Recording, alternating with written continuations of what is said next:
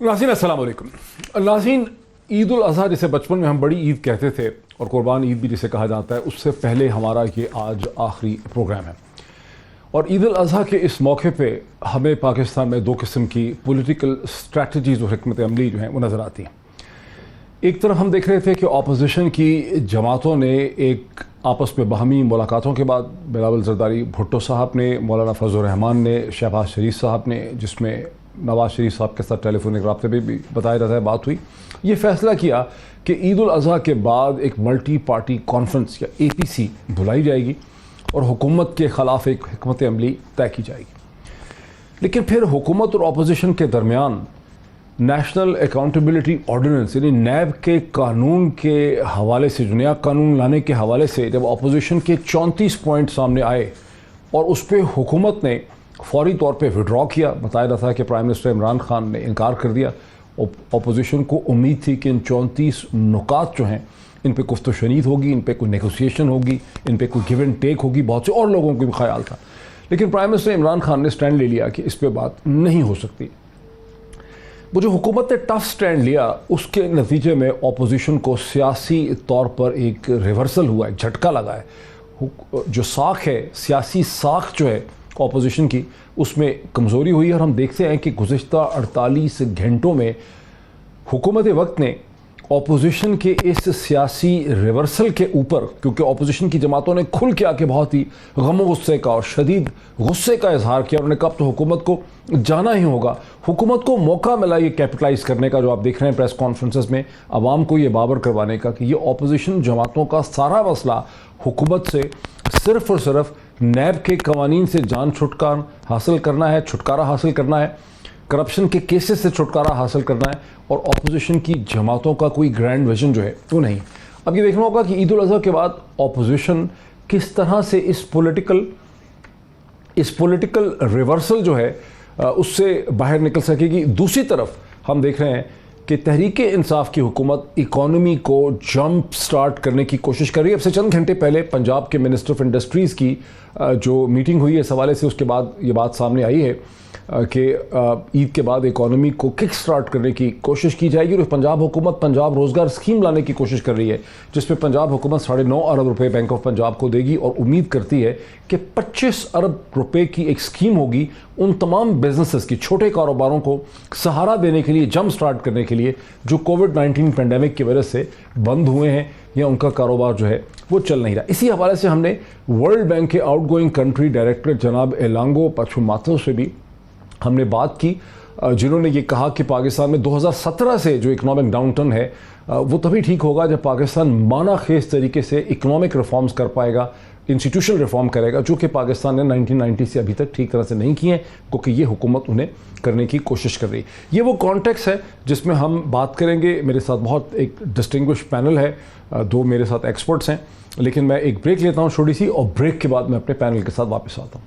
नाज़रीन, welcome back. हमें इस वक्त ज्वाइन कर सकेंगे डॉक्टर फ़ारूक सलीम साहब, जो कि माहिर माशियात हैं, इकनॉमिक कमेंटेटर हैं, और साथ ही हमें ज्वाइन कर सकेंगे ज़ुबैर तुफ़ैल साहब, जो कि चीफ़ एग्जीक्यूटिव हैं तुफ़ैल केमिकल्स के, जहां डॉक्टर फ़ारूक सलीम साहब का एक एकेडमिक और एक इकोनॉमिस्ट के लेंस से वो देखते हैं पाकिस्तान की मईशत को। वहाँ ज़ुबैर तुफ़ैल साहब जो हैं वो एक बिज़नेसमैन है जो एक्चुअली ग्राउंड पे बिज़नेस करते हैं, वो इसको एक डिफरेंट लेंस से देखते हैं।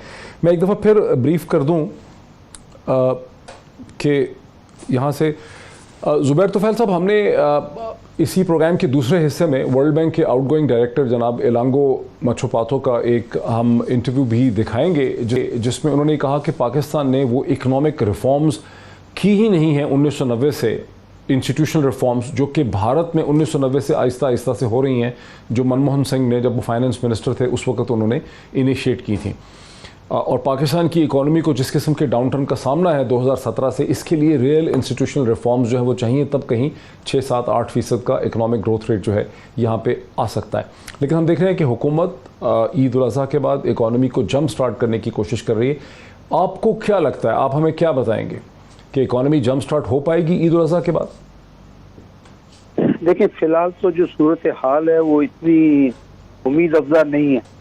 खास तौर पर कोरोना ने आखिरी 5 महीने जो है मईशत को शदीद नुकसान पहुंचाया, और आज भी जैसे आप देखेंगे कि जैसे पंजाब में तमाम मार्केटें 10 दिन के लिए बंद कर दी गई हैं और भी दूसरे शहरों में भी जो है सख्ती की जा रही है। कराची में भी कमोबेश ऐसी सूरत हाल है।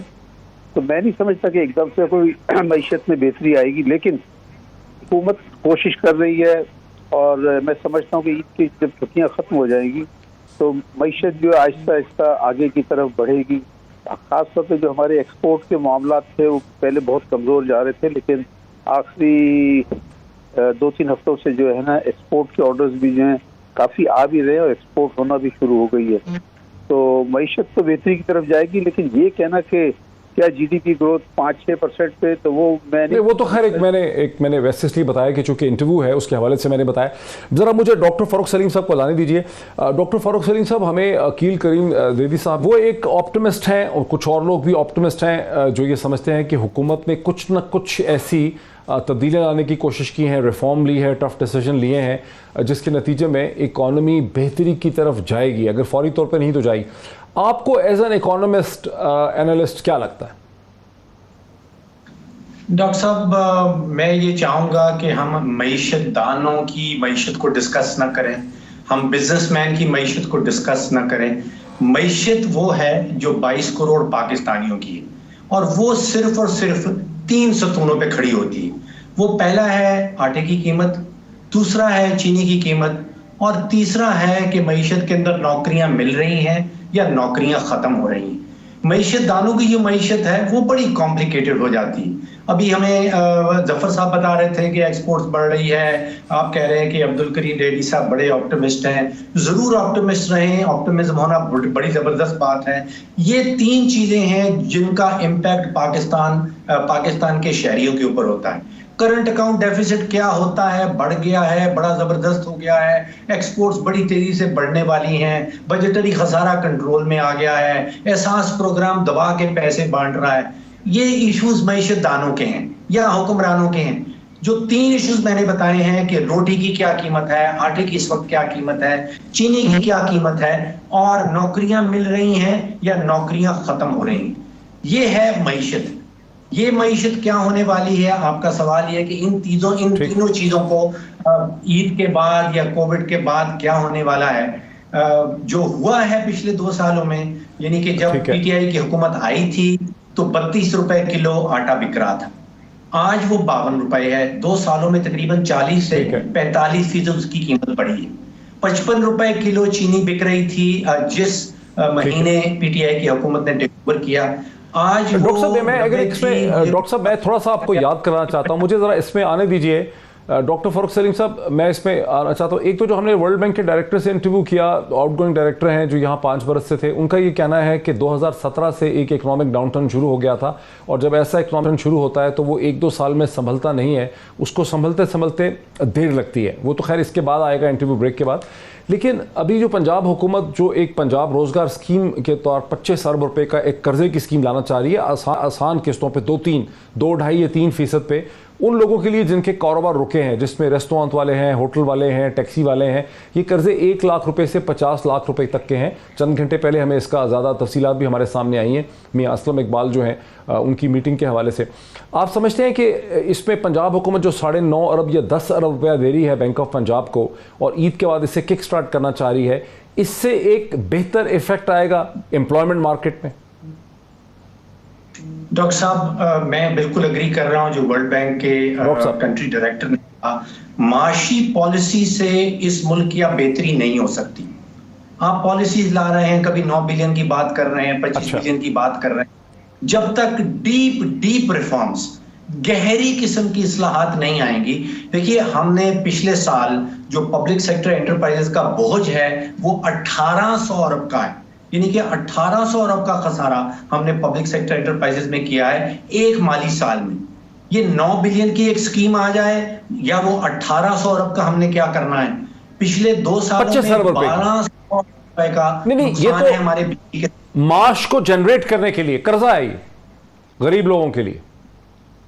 गरीब लोगों को आप 9 अरब दे दें, 25 अरब दे दें, जब तक ये डीप रिफॉर्म्स 1800 अरब का जो खसारा है ये भी तो गरीब की जेब से आप निकाल के दे रहे हैं। जो 1200 अरब का खसारा है बिजली के सेक्टर में, ये अच्छा मेरे साथ रुके जरा, मेरे साथ रुके। अकील करीम दैदी साहब ने भी मेरे साथ रखे। अकील करीम दैदी साहब ने भी अब मुझे ज्वाइन किया है। अकील करीम दैदी साहब, आपसे ही मैं शुरू करना चाह रहा था, चूंकि बिजनेस कम्युनिटी में आपको हम एक ऑप्टिमिस्ट के तौर पे देखते हैं। आप अक्सर ये कहते हैं जब आपसे बात होती है कि चीज़ें ठीक हो रही हैं, चीज़ें ठीक हो जाएंगी। ये एक ऐसी चीज़ है जिससे इस वक्त ना तो ज़ुबैर तोफैल साहब इस पर को बहुत यकीन करते हैं और ना ही डॉक्टर फ़ारूक सलीम बहुत यकीन करते हैं। आसान ज़ुबान में अगर बताएं, जार्गन के बगैर, क्यों आप महसूस करते हैं कि चीज़ें बेहतरी की तरफ जा रही हैं? ज़रा क्विकली अगर मुझे बता सकें आप 2-3 पॉइंट। देखें, अगर बेहतरी में ना जा रही होती तो सीमेंट की डिमांड ना बढ़ती। सीमेंट की डिमांड बढ़ रही है, स्टील की डिमांड बढ़ना शुरू हो गई है, स्टील मिलें खुलना शुरू हो गई हैं, ऑटो सेक्टर से डिमांड निकल आई है। मैं ये समझता हूं कि ये सारी चीजें इंडिकेट कर रही है कि पाकिस्तान में बेहतरी शुरू हो चुकी है। नई गाड़ियां पाकिस्तान में बननी शुरू हो गई है। क्या होंडाई ने अपनी प्रोडक्शन शुरू कर दी है, इसके बावजूद मार्केट में गाड़ियां शॉर्ट है। लीजिंग कंपनियां फिर एक्टिव हो गई हैं। आप देखें, हाउसिंग का पैकेज की वजह से हाउसिंग सेक्टर में भी बूम आया हुआ है। आप ये देखें कि पहले पाकिस्तान में कभी मॉर्गेजेस का हमने सुना नहीं था, अब गवर्नमेंट ने मॉर्गेजेस को भी बहाल कर दिया है। इतना ह्यूज किस्म के गवर्नमेंट ने पैकेज दिए। कोविड के होने के बावजूद दुनिया शायद खसारे में चली गई है, लेकिन पाकिस्तान की गवर्नमेंट अपनी परफॉर्मेंस दिखा रही है। कौन सी ऐसी चीज है जो इस वक्त नेगेटिव है? तो मैं आपको यकीन से बता सकता हूं कि across the board chemical sector perform कर रहा है। आपका सिर्फ और सिर्फ इस वक्त ट्रांसपोर्ट है जो परफॉर्म नहीं कर रहा, और उसकी वजह से जाहिर बात है कि आपकी ट्रांसपोर्टेशन का इस्तेमाल थोड़ा सा कम हुआ है, और ये जो छोटे दुकानदार हैं वो थोड़े इशू में है। उसके लिए भी गवर्नमेंट पैकेज दे रही है। तो मैं आपको ये पूछना यही चाहूंगा कि कौन सी ऐसी चीज है जो इस वक्त अच्छी नहीं लग रही है? मुझे कोई बताए तो मैं उसके बारे में ज्यादा बेहतर बता सकता हूं। अच्छा, अब ज़ुबैर तोफैल साहब का इस पे व्यू ले लें। परफॉर्म कर रही है ज़ुबैर तोफैल साहब, ठीक है, नहीं ये ठीक है, बड़ा भरपूर आपका मौका। एक बार ज़ुबैर तोफैल साहब। जी जनाब, आप क्या कहेंगे? आपका क्या सवाल है? नहीं, मेरा सवाल है जो अकील करीम दैदी ने कहा है कि ये चीज़ें हो रही हैं, सीमेंट की डिमांड बढ़ रही है, गाड़ियां दोबारा बिकने लग गई हैं, लीजिंग का काम हो रहा है, स्टील मिल्स जो हैं वो दोबारा से ये जो अकील भाई ने जो बातें की हैं ये तकरीबन ठीक है। अच्छा, स्टील की डिमांड भी बढ़ गई है, सीमेंट की डिमांड भी बढ़ गई है। देखें, जब कंस्ट्रक्शन इंडस्ट्री चलेगी ना, इसके साथ बहुत सारी इंडस्ट्रीज चलती है। सीमेंट बेसिक जो दो चीज़ें हैं वो सीमेंट और स्टील है, फिर स्टील के बाद जो टाइल्स है, फिर सैनिटरी है, फिर और शीशा है, लकड़ी है, बहुत सारी चीज़ें। तो देखिए, जहाँ तक कंस्ट्रक्शन इंडस्ट्री का ताल्लुक है उसमें तो कोई दो राय नहीं है कि उसके अंदर बेहतरी नज़र आ रही है और आगे जाके और ज़्यादा बेहतरी आएगी, क्योंकि कंस्ट्रक्शन इंडस्ट्री को गवर्नमेंट ने इतनी सारी सहूलतें और पैकेजेस दिए हैं कि हम देखेंगे कि आइंदा 1 साल और 2 साल के अंदर इंडस्ट्री जो पैकेज कंस्ट्रक्शन इंडस्ट्री है वो बूम करेगी। और उसके अलावा दूसरी इंडस्ट्री का जो है कि जैसे अकील भाई ने कहा कि ऑटोमोबाइल का, इसका मुझे इतना इल्म नहीं है कि इसकी डिमांड बढ़ी बहुत ज्यादा बढ़ गई है, लेकिन बहरहाल अच्छा मसला ये है कि कीमत ऑटोमोबाइल की कीमतें बराबर बढ़ती चली जा रही हैं। मैं आज भी अखबार में पढ़ रहा था कि मैन्युफैक्चरर्स ने फर्दर कीमतें बढ़ा दी हैं। 40 लाख की गाड़ी हो गई जी। देखें, उसकी वजह ये है कि अब जो है वो मिडिल क्लास की भी रेंज से बाहर होती जा रही है गाड़ियों की कीमतें जो हैं, और बहुत से अब सस्ती गाड़ी मतलब समझ में नहीं आती कौन सी गाड़ी सस्ती है। शायद सस्ती है तो सुजुकी की सबसे छोटी गाड़ी सस्ती होगी। तो ये तमाम चीजें हैं। और उसके अलावा बाकी दीगर, जैसे डॉक्टर फारूक सलीम साहब ने एक बात कही थी कि खाने पीने की अशिया की, ये तो यकीनन एक बात है कि देखें बड़ी तशवीशनाक। मुझे जरा दोबारा आने दें डॉक्टर फारूक सलीम पे। डॉक्टर फारूक सलीम साहब, ये जो अकील करीम दैदी ने कहा कि बहुत से की सेक्टर्स में डिमांड जो है बढ़ती नजर आती है, जिससे ज़ुबैर तोफैल साहब ने भी एग्री किया, आप इसको कैसे देखते हैं? मतलब ये तो फिर हुकूमत कोशिश कर रही है कि कंस्ट्रक्शन के जरिए डिमांड को बढ़ाए, सप्लाई, मतलब तो इस पे तो एक रिकवरी का एलिमेंट नजर आ रहा है। डॉक्टर साहब, जज्बात और ख्वाहिशात मेरी भी बहुत सारी हैं। मेरी भी यही ख्वाहिश है कि सीमेंट की डिमांड बड़ी तेजी से बढ़ जाए, गाड़ियों की प्रोडक्शन बहुत तेजी से बढ़ जाए। जमीनी हकायक कुछ फर्क हैं। मेरे सवाल सिर्फ 2 हैं अब्दुल करीम डैडी साहब से। वो ये बताएं 22 करोड़ पाकिस्तानियों को कि क्या बेहतरी की जो डेफिनेशन ये बता रहे हैं कि मईशत बेहतर होने चली है, क्या आटे की कीमत 52 रुपए से वापस 35 रुपए हो जाएगी? क्या चीनी की कीमत 90 रुपए से वापस 55 रुपए हो जाएगी? क्या जो 2 करोड़ इजाफी, देखिए 2018 में जो हमारे पास सर्वे आया था उसमें 31% ऑफ पाकिस्तान पॉपुलेशन गुर्बत की लकीर से नीचे थी। तकरीबन 7 करोड़ पाकिस्तानी, 7 करोड़ बहुत बड़ा नंबर होता है। जो अब नंबर आ रहा है 2020 में, तकरीबन 40% पाकिस्तानी जो हैं वो शरह गुर्बत से गिर गए हैं, जिसका मतलब है कि 9 करोड़, अब अंदाजा लगाएं कि 21-22 करोड़ की आबादी है, उसमें से 9 करोड़ पाकिस्तानी शरह गुर्बत से नीचे रह रहे हैं। तो तीसरा सवाल ये बनता है, क्या ये 9 करोड़ से 2 साल पहले वाली सूरत हाल जो है 7 करोड़ पे शराय गुर्बत की आ जाएगी? ये 3 सवाल है। बाकी सीमेंट बढ़ रहा है, गाड़ियों की प्रोडक्शन बढ़ रही है। ठीक है, 3 सवालों का जवाब ले लें। अकील करीम बेदी साहब जवाब दें। ठीक, अकील करीम बेदी साहब जवाब दें। मैं आपको सिर्फ 2 चीजें बताता हूं। जी मैं जवाब दे रहा हूं। पाकिस्तान में इस वक्त अगर ये कह देना है कि आटा 55 रुपए किलो बिक रहा है, तो देखें इसके बारे में मैं आपको बता दूं, गवर्नमेंट ने इंपोर्ट अलाउ कर दी है, नई कंसाइनमेंट आएगी, लोगों ने स्टोरेज किया हुआ है, उसकी वजह से प्राइस जरूर बढ़ी है। फिर हमारा आटा स्मगलिंग भी हो जाता है अफगानिस्तान वगैरह में। लेकिन आप ये सोचे कि ये आटा बढ़ा है पिछले कोई 10-15 दिन में, उसकी वजह भी कोविड है, क्योंकि उसकी वजह से आपकी सप्लाई लाइन मुतासर हुई है। गवर्नमेंट वीट मुसलसल 35 रुपए किलो पे बेच रही है। अगर बीच का आदमी उसमें कोई बेईमानी करता है तो गवर्नमेंट उसके खिलाफ एक्शन भी ले रही है। ये नहीं है कि गवर्नमेंट घर पे बैठी हुई है और उनको देख रही है। हमें सिर्फ देखना यह है कि काम हो रहा है नहीं हो रहा। मैं सिर्फ आपको ये बताना चाहता हूं कि गरीब आदमी के लिए क्या हुआ है। पहली दफा गरीब आदमी को मॉर्गेजेस मिलेगी। पहली दफा आप देखें कि फर्टिलाइजर के ऊपर GIDC गवर्नमेंट ने कम किया, जिसका बेनिफिट मिला 400 रुपए। फिर आप ये देखें 10% सेल टैक्स कम किया, जिसका 250 रुपए बेनिफिट मिला, तो 575 रुपए आपकी यूरिया सस्ती की गई है। और ये सस्ती इसलिए की गई है कि आपका फार्मर इसका बेनिफिशियरी हो, फार्मर को अट्रैक्टिव प्राइस मिले। आप ये देखेंगे इस वक्त फार्मर सबसे बड़ा बेनिफिशियरी है।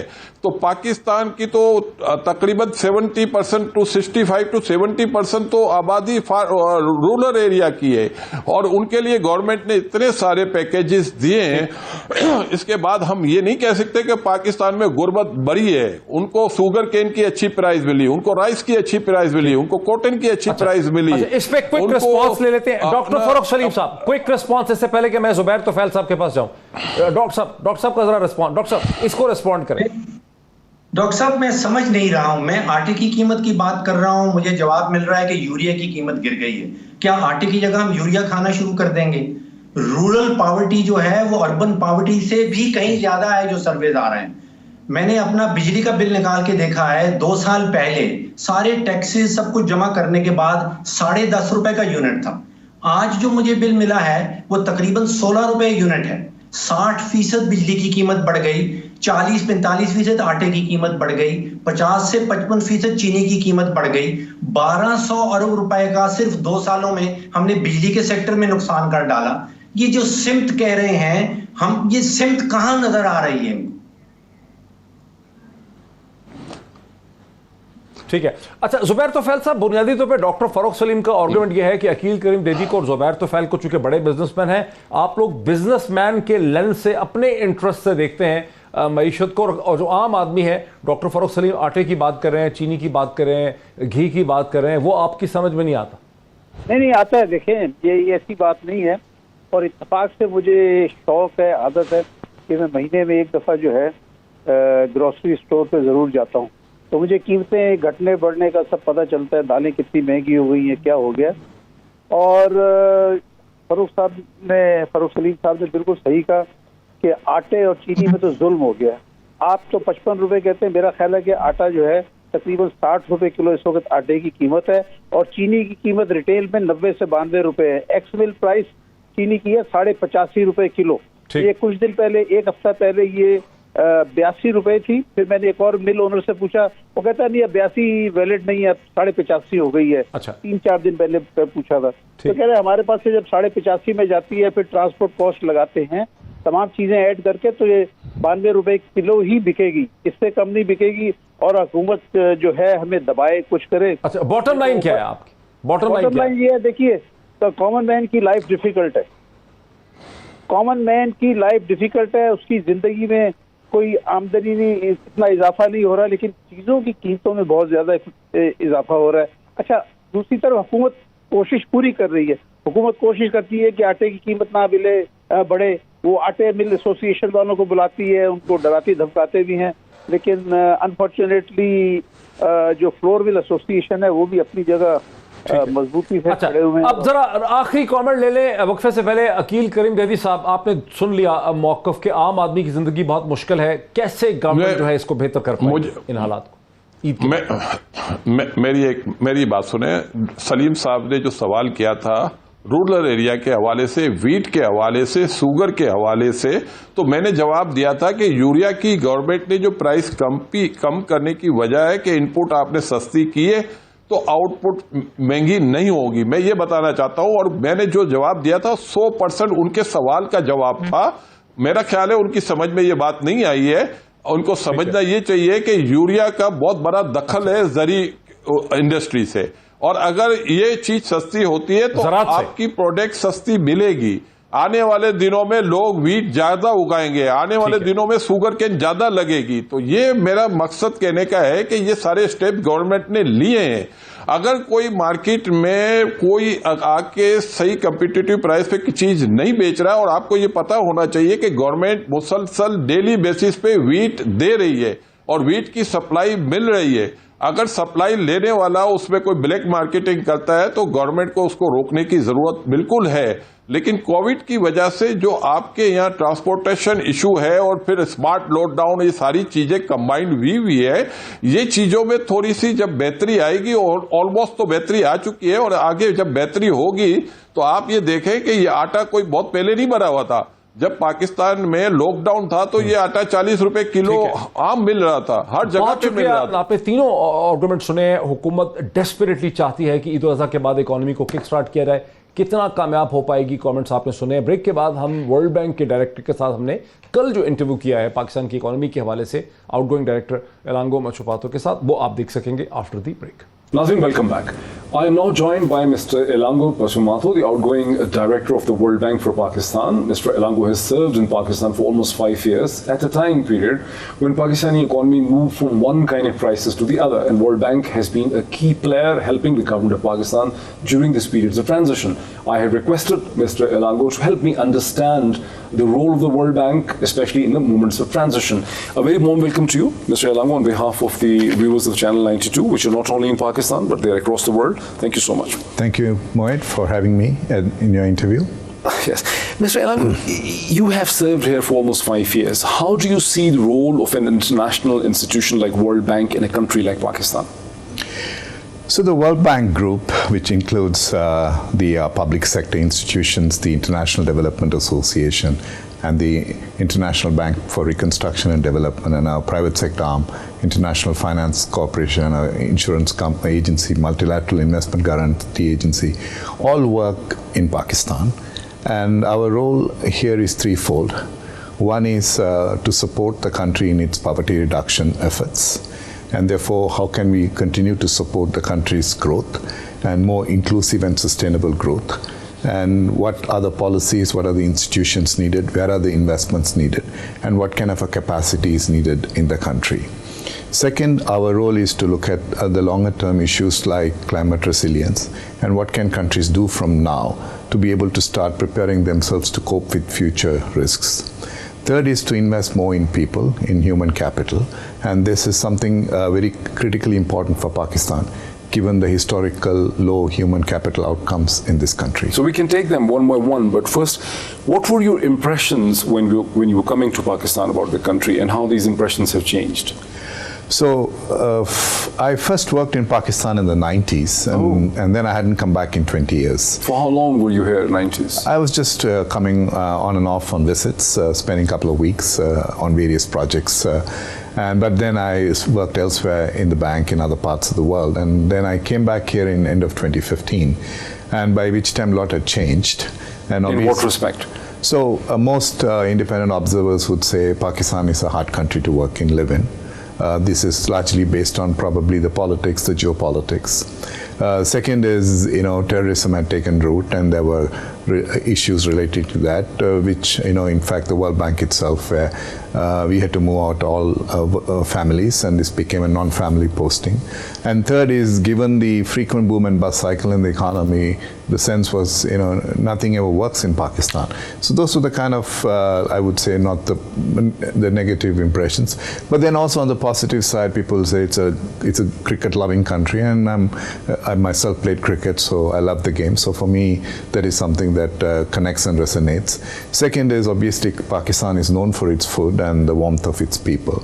And so these are some things, these are some of the other features. From the economy's perspective, when you came here in 2015, where you saw the country and where you see the country now? So Pakistan has been going through this every few years, the boom and bust cycle. You boom for a few years and then you start going down, and it hit the bust point. So when I came in 2015, that's when an IMF program was already in place and some of the structural issues were being addressed.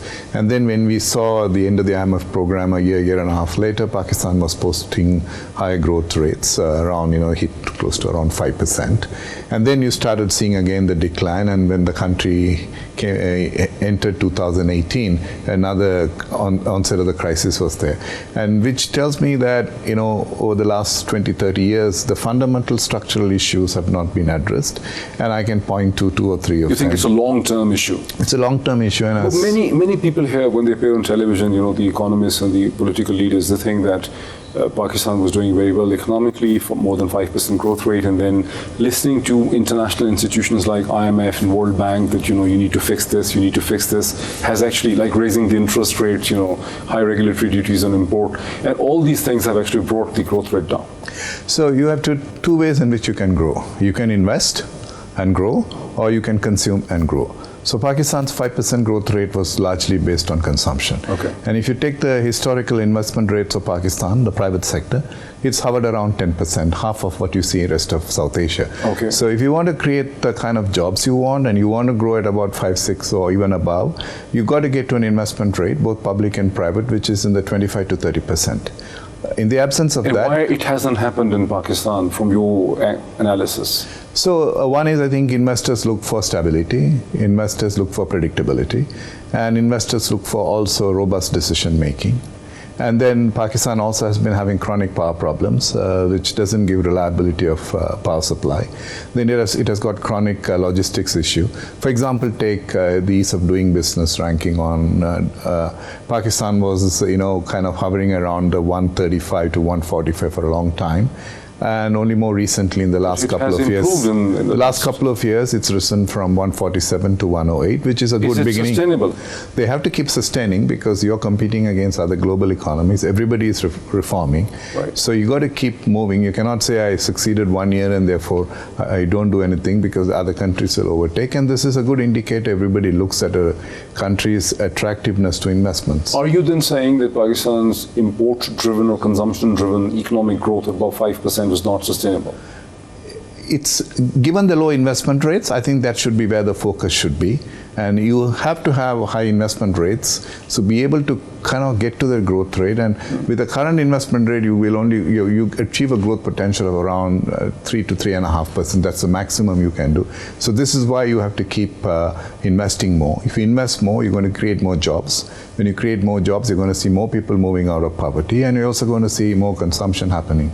So, and in terms of the rupee's value, there's the argument that if Pakistan had depreciated earlier in an optimum time, then things would not have gone from bad to worse. Yeah, I think it was delayed for a while, and I think there is a school of thinking that to hold the strong rupee has its advantages, but we haven't seen it. And if you really look at exports versus the exchange rate, you clearly see there is a link between the two, where Pakistan has lost its export share over the last so many years when it continued to have a strong local currency. So, but Pakistan's exports are not very large. Yeah. It's mostly dependent on remittances. So, but when the rupee depreciates, the people of Pakistan suffer a lot. How do you look from an economic perspective on that thing? Is the depreciation of rupee good apart from exports? Does it help a country? No, in a sense, you got to look at what would be the right set of monetary policies that support both the broad economic growth as well as structural reforms and the fiscal policy. You can't look at in isolation of one versus the other. Obviously, in times of economic hardship, as you now see during the COVID times, you've got to put in safety net programs so the poor and vulnerable don't get worse off. You have also been, not only the World Bank, but other monetary institutions have been supporting the programs like BISP and then ESAS program. Do you think these programs help the economy? Yeah, they help a lot because if you're looking at building an inclusive economy, or if you're looking at ways in which you can help the poor and vulnerable with better welfare gains, cash transfer programs with the conditional, unconditional have worked very well globally. And I think these are an important part of, I would say, Pakistan's poverty reduction efforts that have gone on for the last so many decades, so many years. You mentioned the challenges of the COVID. What role the bank has played in helping Pakistan? So we have done a few things. First is we quickly mobilized around $40 to $45 million to make it available to provinces and the federal government for urgently needed medical supplies. This was sometime in mid-March. Then in early April, our board approved $200 million fund for pandemic response effectiveness in Pakistan, which supports around $148 million for emergency medical support, around $25 million for cash transfers through ESAS, then about $12 million for supporting food rations. So this is what How do you see the challenges post-pandemic? I think still the outbreak is happening. I think in my view, everybody's in the same situation. The countries that would come out strongest and quickest from pandemic are the ones who are best reforming, who have the right structural reforms in place. And if Pakistan continues its path of doing structural reforms, I think it can come out of the crisis and bounce back better. You earlier mentioned that the rate of investment in Pakistan has been low, it should be about 25%. What are the major impediments other than the rate of investment you see in Pakistani development? The other is, I think Pakistan has, sort of decades of, I would say, regulatory morass that actually has sort of made everything difficult to get decisions done. So I think there's a need to start looking at simplifying regulations. The third is the whole public investment planning also takes a long time. For example, take the World Bank, from concept to our first disbursement, that means first amounts of money that get disbursed to a project or to people, takes about 20 months. And I think there is scope for further simplification there. Another aspect would be the human resources capacity and skills, which have to continuously be upgraded and be strengthened. And I think Pakistan... I heard reading you've been talking a lot about human investment, human potential. Yeah. What is that? So human capital, we say, is basically like both education and health. Like, for example, Pakistan has a very high rate of learning poverty, which is kids at the age of 10 and below cannot read or write, and this you're talking about that is being a 75%. To me, without the kind of human capital and with high rates of stunting you have, that will affect cognitive skills, which are both needed as Pakistan wants to embrace digitization and move more into the digital space, which is something, again, there is huge opportunity for Pakistan, and especially given that you have a very young and youthful population. This is something... Are these indices worse than the corresponding indices in developing world now? On the human capital? Yes. Yeah, Pakistan fares poorly when you compare to so many other countries. Given it is a middle income country, it can do more to improve its human capital. And what about outcomes? The skill development when you have institutions like TEFTA and NVTCC, National Vocational Training? Are you satisfied by? So I think more can be done. I think there has been good progress made. When I say more can be done, is you got to always look at skills development from a supply and demand side. You can't just build from the supply side alone if the market doesn't have those jobs. So I think you've got to bring in the private sector, and TEFTA and others are doing it to see how they can have a much greater balance between demand and supply. So the skilled people you produce also find immediate employment. It was during your time period that the World Bank brought up Pakistan at 100 report. So what are the learning outcomes of that research? So we did Pakistan at 100, just to go back to earlier question as to what were my first impressions, and we spoke about it. Was it your idea that you should bring? It was an idea that sort of came from my team, and we had these debates and discussion as to what we need to do. We said, okay, let's take a long-term horizon, and for us, looking at Pakistan in 2047, when the country turns a century, is a nice way to see whether what kind of upper middle income country would it be if it takes the right kind of reforms, or would it continue as it is, business as usual, as it has been doing the last 30 years, and therefore a generation and a half have lost out, or will lose out. So into the future, when you kind of say you want to become an upper middle income country, then you have to see how many other countries within a generation have really gone from where they were to an upper middle income country. And there are Korea, China, Vietnam, Malaysia. So here are good examples. These countries have been, in a span of 18 to 30 years, have really moved up. So what have they done? So they kind of they basically had the right economic policy. They took all the tough, difficult, politically difficult structural reforms years back. They invested extensively in human capital investment, the public and private investments went up. They cut the red tape. Made it very attractive for private sector to come. And more importantly, I think there was broad political consensus that, nothing should disrupt the economic growth or the inclusive and sustainable path of how people can benefit from stronger economic outcomes. So, Mr. Elangu, Pakistani economy is troubled at the moment. The trouble started around 2017. So many people wonder that what could the government have done differently in the last 2 years, this government is only 2 years, that could have produced different results? No, I think, everybody looks for instantaneous success, and they look for the silver bullet. When you are trying to turn around an economy, it is a slow process. People have to be patient. You've seen countries that have gone through years in many situations that have faced serious economic crisis, but they all sort of took time. There was patience and perseverance. There was political consensus. There were the right kind of people who were brought in to run the economy. They stayed the course. And I think you need at least 5 to 10 years. 5 to 10 years? Yes. If you're really going to get to what I call that 7-8% growth rate one is looking for. But still, in terms of the kind of difficulties, my last question to you is that what should this government do, which only has 3 more years before the election? I think this government has been taken on some tough issues. For example, they're doing their best on the revenue mobilization on FPR tax reforms.